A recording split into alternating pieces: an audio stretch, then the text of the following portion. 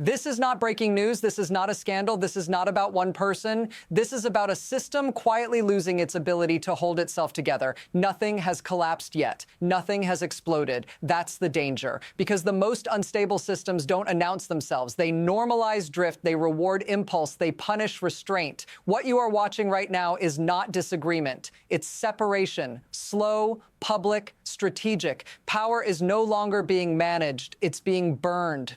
And when that happens, everyone inside the system starts asking the same private question, not how to govern, how to survive. If you feel like the signals don't line up anymore, you're not imagining it. That confusion is real, and it's spreading. Stay with me, because once you see the mechanism, you can't unsee it. And what comes next moves very fast, much faster than anyone is admitting. The mistake is thinking this is about personalities. It isn't.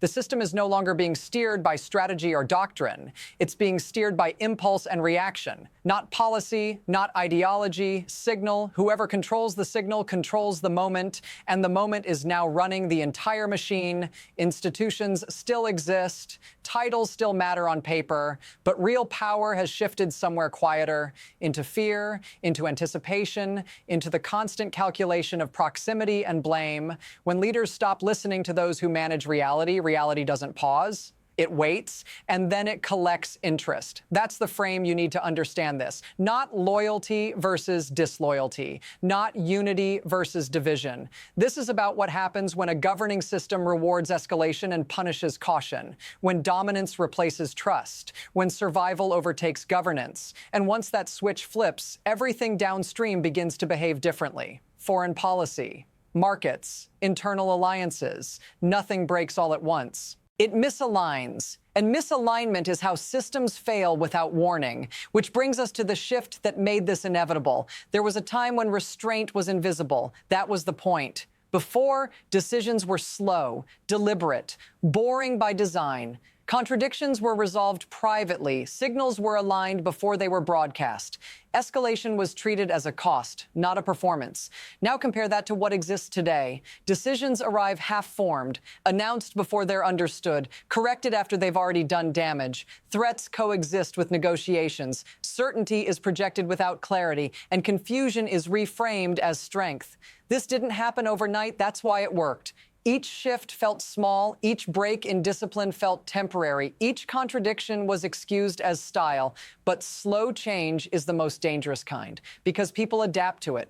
Markets adapt, allies adapt, institutions adapt. Until one day, the system no longer recognizes its own limits. That's where we are now. And once restraint becomes optional, the first real shock is never the cause. It's the test. The moment came casually, in front of cameras, offhand, unstructured. A claim of outreach, a suggestion of talks, immediately followed by the possibility of action, not later, not after, before. That contradiction landed instantly, abroad, inside the government, inside markets. You cannot imply negotiations are underway while floating force without consequence. That isn't leverage. It's destabilization. No timeline was given, no objective defined, no explanation offered, and yet the signal went out anyway. This is how shocks happen now, not through decisions, through statements. If you're trying to understand why officials reacted the way they did, this is why. Because they weren't responding to policy. They were responding to volatility,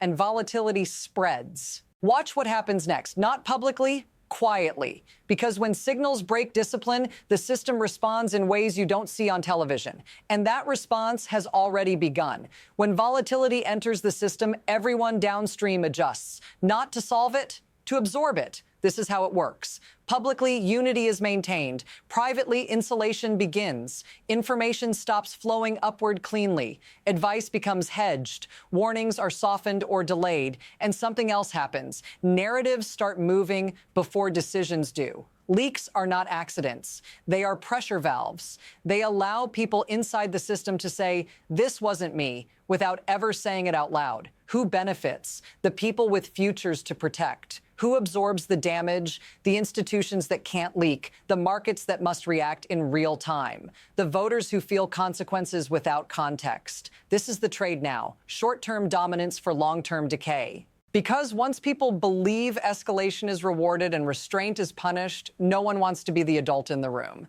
They want to be the survivor. And that changes everything about how the system behaves, especially when the next shock arrives. And it always does. Then the pressure increases. More signals, more noise, less clarity. Voices get louder. Warnings get quieter. Inside the system, people stop asking what is right. They start asking what sticks. Positions harden. Silence spreads. Some push for force, some urge delay. No one believes delay will last. Every statement is parsed. Every omission is noted. Every pause becomes suspicious. This is where instability accelerates, because decisions no longer come from consensus. They come from momentum. And momentum doesn't care who gets crushed. The room narrows. Only the most aggressive arguments survive. Not because they're correct, because they sound decisive. This is the danger point. Where restraint looks weak, where caution looks disloyal. And once the system reaches this speed, it stops responding to breaks, only collisions. At this point, this stops being abstract,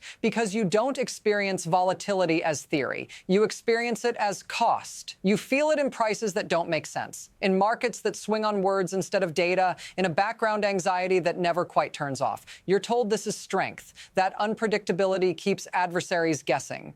But you're the one absorbing the shock. When systems prioritize dominance over stability, the burden doesn't fall upward. It falls outward, onto households, onto workers, onto anyone without insulation. And here's the part that should make you pause. None of this requires formal decisions to hurt you. Signals are enough. If you're still watching, stay. Because the next phase isn't about one country or one party anymore. It's about what happens when this behavior stops being local.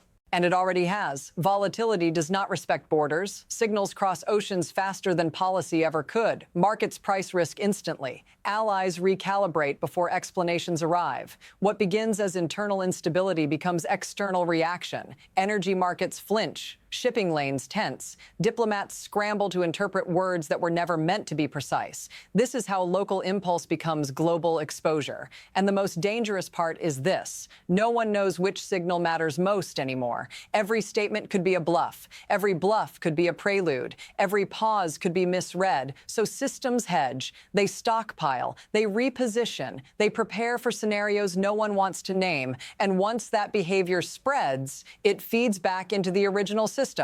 Pressure increases, expectations harden, containment fails, not with an explosion, but with a cascade, which leaves only one question unresolved. What happens next? From here, the system has only three paths. The first is adjustment. Signals slow. Discipline is restored. Escalation is contained before it hardens into commitment.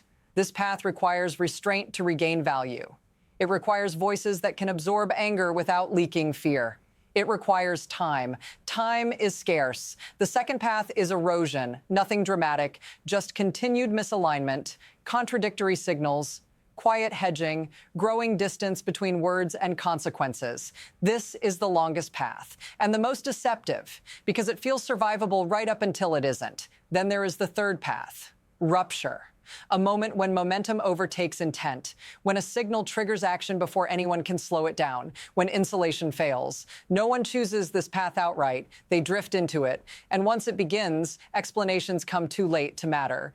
Which path emerges depends on something we still can't see clearly. Whether the system can remember how to restrain itself, or whether it has already forgotten. Here is the mistake people make at the end of stories like this. They expect a lesson, or a correction, or a moment where someone steps in and restores order. That moment may not come. Because systems don't fail when everyone agrees they're broken. They fail when too many people quietly decide to protect themselves instead of fixing the machine. That decision has already begun. You can see it in the silence, in the leaks, in the careful distance being created between responsibility and consequence. This is not about one leader, or one party, or one decision still waiting to be made. It's about whether a system that now rewards impulse can still produce restraint under pressure. If you want to understand what happens next, you can't look for announcements. You have to watch behavior. Who steps back? Who hedges? Who prepares exits instead of solutions? If you stop here, you miss the signal, because the next phase doesn't announce itself either. It arrives disguised as normal, and by the time it's undeniable, it's already irreversible. stay alert, stay with this. Because what happens next will not be explained to you in real time, and that's exactly why it matters.